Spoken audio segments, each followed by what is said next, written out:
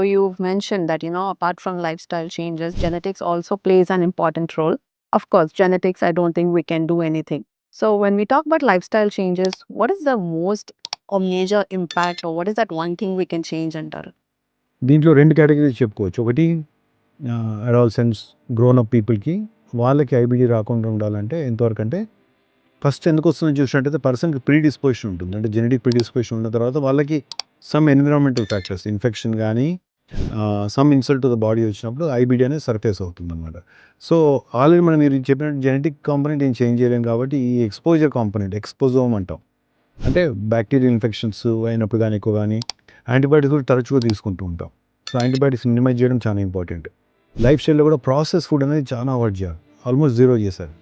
మీరు Noah classification of food అని తీసుకున్నట్టయితే classification is based on processing techniques.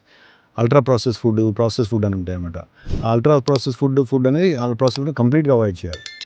దాంట్లో ఇప్పుడు ఫాస్ట్ ఫుడ్ కానీ ఇవన్నీ కూడా చాలా ఉంటాయి items. Canned drinks, storage items, process food, దాని ప్యాక్డ్ ఐటమ్స్ ఇవన్నీ కూడా అవాయిడ్ చేయాలి. అవన్నీ చేస్తే కొంతవరకు రిస్క్ తగ్గుతుంది. ఆ ఎక్స్పోజోమ్ అంటే ఎక్స్టర్నల్‌గా మనం ఏదైతే ఎక్స్‌పోజర్ ఉన్న risk factors comes as a bundle. అది ఎక్స్పోజోమ్ అంటాం అనమాట. సో, ఇవన్నీ అవాయిడ్ చేసి మన ఫిజికల్ యాక్టివిటీ ఇంక్రీజ్ చేయడము, ఫిట్‌నెస్ ఇంక్రీజ్ చేయడంతో కూడా గట్ మైక్రోబయోమ్ కూడా హెల్తీగా మారుతుంది.